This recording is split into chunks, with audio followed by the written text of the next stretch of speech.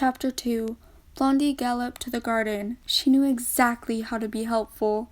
Rapunzel loved flowers, like the pretty one she had put in Blondie's mane. But picking flowers took time, and Rapunzel was so busy. Blondie would pick some for her. Blondie skidded to a stop outside the garden walls. She peeked inside. The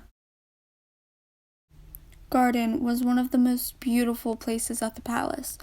Red and pink petunias grew in neat rows by the stone walls. Purple lilacs hung from a wooden trellis.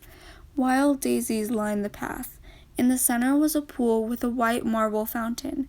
Pink water lilies floated on the surface. The water lilies caught Blondie's eye. They were perfect for Rapunzel's hair. She pranced over to the fountain. A lily pad the size of a dinner plate floated just out of her reach. On it was a pretty pink blossom. Blondie put her hooves on the edge of the pool and leaned forward. She couldn't quite reach. She stretched her neck further. She reached with her nose, and then, splash! A geyser of water shot up. Blondie jumped back. It still soaked her nose to tail. Blondie shook herself off. What had happened?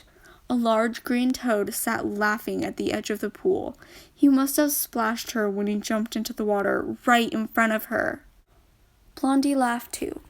I guess that's your lily pad, Mr. Toad, she said. All right, I'll leave it alone. Rapunzel likes lilacs just as much as she likes lilies.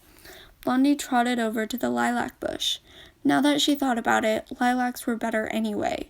Rapunzel would love their purple petals. Blondie broke off a cluster of lilacs. Then she plucked some more. She looked at her bouquet. It was pretty, but it needed something else. Blondie looked around. There, beyond a low iron fence, were the biggest, most beautiful pink petunias. Blondie picked the 3 best ones. Then she saw a basket on the ground next to the petunias. What luck! Blondie put all the petunias in the basket and trotted off to show Rapunzel.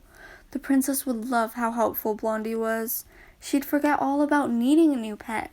Blondie headed toward the courtyard. Rapunzel spent a lot of time there. She had grown up locked in a tower, so now she stayed outside as much as she could. And there she was. Rapunzel was painting a picture.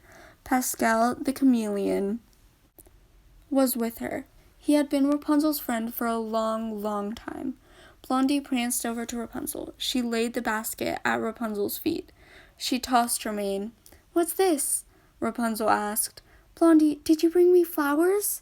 Thank you. Well done, Pascal told Blondie. Rapunzel couldn't understand him, but Blondie could. She flushed with pride. Pascal didn't give praise very often.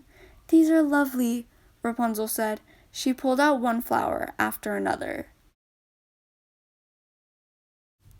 Purple lilacs? Pink? Rapunzel stopped. She looked at the pink petunia more closely. Oh. Uh-oh. Blondie tilted her head. What was wrong?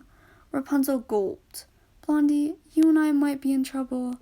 She held out the pink petunias. These are the gardener's prized petunias. She was going to enter them in the flower show tomorrow.